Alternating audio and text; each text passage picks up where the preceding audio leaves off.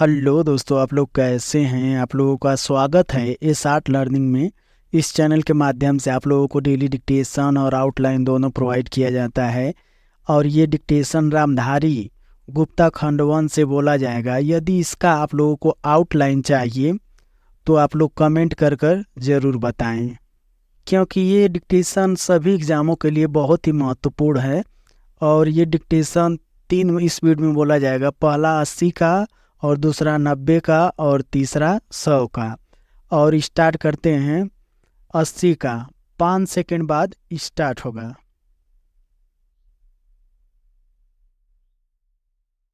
Start. सभापति महोदय, मैं रक्षा मंत्रालय की मांगों का समर्थन करने के लिए खड़ा हुआ हूँ। वर्तमान घटनाओं से पता चलता है कि संसार का हर देश अपनी सुरक्षा के बारे में चिंतित है और उसके लिए हर प्रयत्न कर रहा है। इस दृष्टि से अन्य देशों की तरह हमारे देश में भी रक्षा मंत्रालय का महत्व है। मुझे इस बात की खुशी है कि जहां अन्य मंत्रालयों की उनके पिछले साल के कामों के बारे में काफी आलोचना हुई है, वहां इस मंत्रालय की कम आलोचना हुई है। इससे पता चलता है कि इस मंत्रालय ने पिछले साल अच्छा काम किया है। मोटे तौर पर किसी भी देश की सुरक्षा नीति का लक्ष्य यह होता है कि दूसरे देशों, खास तौर से पड़ोसी देशों के साथ मित्रता के संबंध स्थापित हों और हम एक दूसरे के मामलों में हस्तक्षेप न करें। लेकिन उसके साथ यह भी जरूरी होता है कि हम अपने देश की सीमाओं और अखंडता की रक्षा करें। इसलिए हमारे देश का यह कर्तव्य हो जाता है कि हम अपने पड़ोसियों के कार्यों पर पूरी नजर रखें, क्योंकि आज तक हमारे देश पर जो संकट आए वे हमारे पड़ोसियों से आए हैं। 1965 में पाकिस्तान के साथ जो लड़ाई हुई और उसके बाद ताशकंद में जो समझौता हुआ, वह सिर्फ कागज पर ही रहा। पाकिस्तान ने उस पर कोई अमल नहीं किया। इस दृष्टि से बहुत जरूरी है कि हम अपने देश की सुरक्षा की हर तरह से व्यवस्था करें। हमारा उद्देश्य दूसरों पर आक्रमण करना नहीं है, लेकिन यदि हम पर कोई आक्रमण करे तो हम में इतनी शक्ति अवश्य होनी चाहिए कि हम उसका डटकर सामना कर सकें। आप जानते हैं कि पिछले दिनों पाकिस्तान को अमेरिका और चीन से काफी मदद मिली है। रक्षा मंत्रालय की रिपोर्ट में भी कहा गया है कि पिछले साल अमेरिका ने पाकिस्तान को 1500 करोड़ रुपए की फौजी सहायता दी है। आज जहां हम फौजी सामान के लिए अपने कारखानों की मदद से अपनी शक्ति बढ़ाने का प्रयत्न कर रहे हैं। वहाँ पाकिस्तान संसार के देशों से फौजी सामान खरीद रहा है। अपनी नीति के कारण वह सब देशों से लाभ उठा रहा है।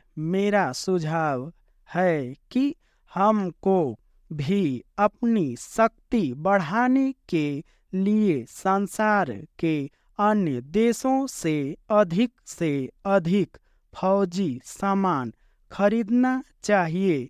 आज तिब्बत की सीमा पर चीन की 1.5 लाख फौजी खड़ी है। ये डिक्टेशन 80 वर्ड प्रति मिनट समाप्त हुआ। अब स्टार्ट होगा 90 वर्ड प्रति मिनट 5 सेकंड बाद। स्टार्ट।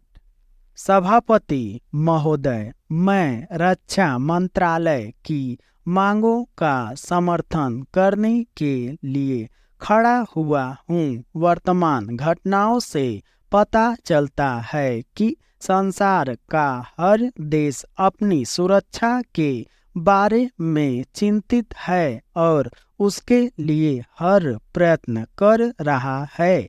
इस दृष्टि से अन्य देशों की तरह हमारे देश में भी रक्षा मंत्रालय का महत्व है। मुझे इस बात की खुशी है कि जहां अन्य मंत्रालयों की उनके पिछले साल के कामों के बारे में काफ़ी आलोचना हुई है, वहां इस मंत्रालय की कम आलोचना हुई है। इससे पता चलता है कि इस मंत्रालय ने पिछले साल अच्छा काम किया है।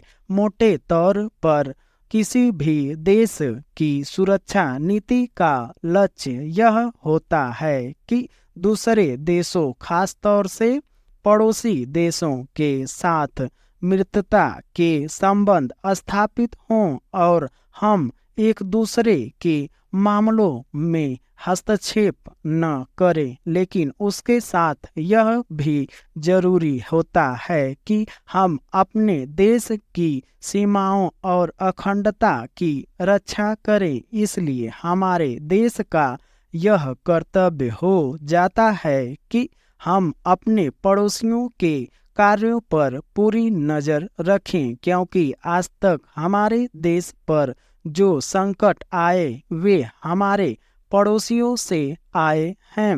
1965 में पाकिस्तान के साथ जो लड़ाई हुई और उसके बाद ताशकंद में जो समझौता हुआ वह सिर्फ कागज पर ही रहा। पाकिस्तान ने उस पर कोई अमल नहीं किया।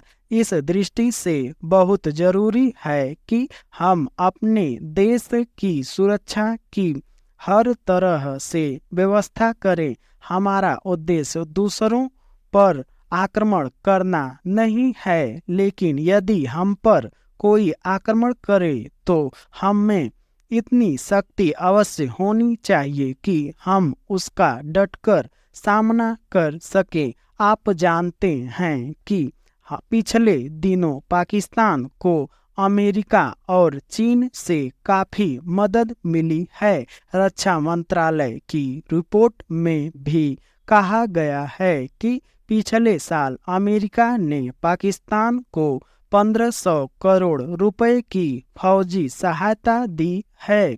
आज जहां हम फौजी सामान के लिए अपने कारखानों की मदद से अपनी शक्ति बढ़ाने का प्रयत्न कर रहे हैं, वहां पाकिस्तान संसार के देशों से फौजी सामान खरीद रहा है। अपनी नीति के कारण वह सब देशों से लाभ उठा रहा है। मेरा सुझाव है कि हमको भी अपनी शक्ति बढ़ाने के लिए संसार के अन्य देशों से अधिक फौजी सामान खरीदना चाहिए।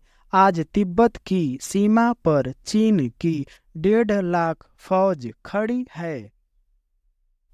ये डिक्टेशन 90 वर्ड प्रति मिनट समाप्त हुआ। अब स्टार्ट होगा 100 वर्ड प्रति मिनट 5 सेकंड बाद। स्टार्ट। सभापति महोदय, मैं रक्षा मंत्रालय की मांगों का समर्थन करने के लिए खड़ा हुआ हूँ। वर्तमान घटनाओं से पता चलता है कि संसार का हर देश अपनी सुरक्षा के बारे में चिंतित है और उसके लिए हर प्रयत्न कर रहा है। इस दृष्टि से अन्य देशों की तरह हमारे देश में भी रक्षा मंत्रालय का महत्व है। मुझे इस बात की खुशी है कि जहां अन्य मंत्रालयों की उनके पिछले साल के कामों के बारे में काफ़ी आलोचना हुई है, वहां इस मंत्रालय की कम आलोचना हुई है। इससे पता चलता है कि इस मंत्रालय ने पिछले साल अच्छा काम किया है। मोटे तौर पर किसी भी देश की सुरक्षा नीति का लक्ष्य यह होता है कि दूसरे देशों, खासतौर से पड़ोसी देशों के साथ मित्रता के संबंध स्थापित हों और हम एक दूसरे के मामलों में हस्तक्षेप न करें। लेकिन उसके साथ यह भी जरूरी होता है कि हम अपने देश की सीमाओं और अखंडता की रक्षा करें। इसलिए हमारे देश का यह कर्तव्य हो जाता है कि हम अपने पड़ोसियों के कार्यों पर पूरी नज़र रखें, क्योंकि आज तक हमारे देश पर जो संकट आए वे हमारे पड़ोसियों से आए हैं। 1965 में पाकिस्तान के साथ जो लड़ाई हुई और उसके बाद ताशकंद में जो समझौता हुआ वह सिर्फ कागज पर ही रहा। पाकिस्तान ने उस पर कोई अमल नहीं किया। इस दृष्टि से बहुत जरूरी है कि हम अपने देश के सुरक्षा के हर तरह से व्यवस्था करें। हमारा उद्देश्य दूसरों पर आक्रमण करना नहीं है, लेकिन यदि हम पर कोई आक्रमण करे तो हमें इतनी शक्ति अवश्य होनी चाहिए कि हम उसका डटकर सामना कर सकें। आप जानते हैं कि पिछले दिनों पाकिस्तान को अमेरिका और चीन से काफ़ी मदद मिली है। रक्षा मंत्रालय की रिपोर्ट में भी कहा गया है कि पिछले साल अमेरिका ने पाकिस्तान को 1500 करोड़ रुपए की फौजी सहायता दी है। आज जहां हम फौजी सामान के लिए अपने कारखानों की मदद से अपनी शक्ति बढ़ाने का प्रयत्न कर रहे हैं, वहां पाकिस्तान संसार के देशों से फौजी सामान खरीद रहा है। अपनी नीति के कारण वह सब देशों से लाभ उठा रहा है। मेरा सुझाव है कि हमको भी अपनी शक्ति बढ़ाने के लिए संसार के अन्य देशों से अधिक फौजी सामान खरीदना चाहिए। आज तिब्बत की सीमा पर चीन की 1.5 लाख फौज खड़ी है।